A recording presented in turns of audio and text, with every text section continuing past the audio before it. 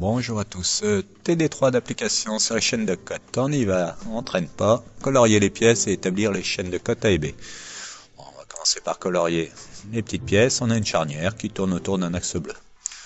Donc cette charnière, la pièce ici, 1, je ne veux pas qu'elle touche à la rouge ici, sinon en tournant ça va frotter, ça va moins bien tourner. Il nous faut un jeu. Repérage des surfaces, on a 1 et 2. Surface de contact ici, sous la tête du clou. Par contre, pour ce jeu-là, ça n'intervient pas. Et on a une surface de contact directe entre 1 et 2. On va aller, on part toujours du début du vecteur. De 1 à 1, de 2 à 2. Elle va être fermée. Voilà. La B, le clou, on veut pas qu'il dépasse de la charnière. Donc, les surfaces. On passe d'abord là aux équations. A, positif maxi. A, il est là. Vecteur dans le même sens, c'est A2. Donc A2, il est comme lui, positif maxi, puisqu'il est dans le même sens. Quand c'est positif mini, A2 est dans le même sens, c'est positif mini. Moins, donc A1 est dans l'autre sens, il faut tout changer, et le signe, il devient moins. Et l'indice, le maxi devient mini, le mini devient maxi. Je m'occupe de ma chaîne B. On a 2, 3, on a une surface de contact ici entre 1 et 2, et ici entre 2, 3. De 2, je vais à 2, je l'appelle B2. Je suis arrivé là, de 1 à 1, je peux pas, je suis bloqué. Par contre, de 2 à 2, je peux continuer. Je l'appelle B2 encore. Et on a vu là dans le cours qu'on ne pouvait pas avoir deux vecteurs sur la même pièce. C'est qu'il y a plus simple. Je peux aller de 2 à 2 directement avec un seul vecteur. Et donc, de 3, je peux fermer ma chaîne de cotes à 3. C'est pas A, c'est B. B3. Équation. B positif maxi, le vecteur dans le même sens c'est B2. B2 positif maxi, B2 positif mini. B3 est dans l'autre sens, il faut tout changer. Il devient négatif. Et quand il est max, il devient mini. Quand il est mini, il devient max. Vecteur dans le même sens, pareil. Vecteur dans l'autre sens, on change tout. Alors, qu'est-ce que nous faisons de beau après? On va aller reporter les codes fonctionnels obtenus sur les dessins de définition. Donc là, on a un dessin d'ensemble avec les 3 pièces. Dessin de définition, c'est les pièces toutes seules. La cotation fonctionnelle me sert à coter les pièces, à voir les cotes importantes. Donc en fait, ces vecteurs, on va les attraper et on va mettre des cotes sur nos pièces. 1, par exemple, la cote d'ici à ici, c'est une cote importante pour la pièce 1. Donc par contre, maintenant, ce n'est plus un vecteur, ça devient une cote. Une cote 1, on verra avec des valeurs numériques dans d'autres TD qui vont suivre. Et là, cette cote-là, elle est importante. A2, c'est pareil, la rainure dans la pièce rouge, on l'a ici. Et c'est une cote.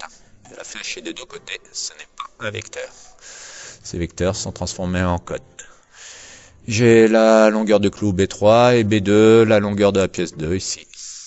B2 ici, toc toc, je reprends ici les longueurs et je mets la flèche des deux côtés. Et B3. Donc le plus dur c'est de faire comprendre le dessin en démarrage, quoi. Chaîne de cotes, c'est pas si dur que ça, reporter les cotes c'est très facile. Et après, application numérique. Donc la chaîne de cotes est faite, on a écrit les équations ici. Et bien ces valeurs-là, A2 max et A1 mini, il va falloir faire le petit calcul. 1, c'est un calcul d'ajustement petit E9, donc il y a une vidéo sur YouTube, un cours sur le calcul des ajustements. À vous de revoir ça s'il y a besoin, moi dans ma progression c'est fait avant. Donc le 40 petit E9, on va trouver un A1 max et un A1 mini. Le 40 grand H8 ici, on va trouver un A2 max et un A2 mini. Dans le tableau des ajustements, 40 petit E9, on trouve moins 50, moins 112. Donc, ça, dans le tableau des ajustements, c'est des microns. On transforme en millimètres. Le moins 50 microns devient moins 0,050 mm. Donc, la cote nominale, 40, moins mon intervalle de tolérance, je trouve ma cote maxi. Pareil pour l'autre. Cote mini, c'est des moins, je fais bien moins. Il n'y a pas de problème. Donc maintenant, j'ai un maxi et un mini. Il n'y a plus qu'à les remplacer ici dans mes équations. Je fais la même chose avec le A2 40 grand H8. Dans le tableau des ajustements, on trouve 0 plus 39. On les transforme en millimètres. Cote nominale plus 0,039. A2 max, on a 40,039. Et A2 mini, on a 40 plus 0, ça fait environ 40. On remplace ces valeurs-là dans mes équations.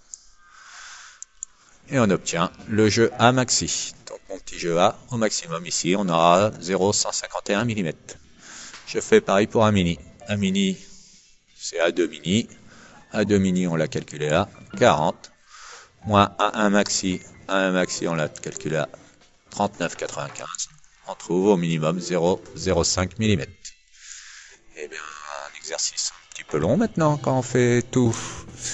Mais bon, ça commence à rentrer. Merci de m'avoir suivi et à bientôt.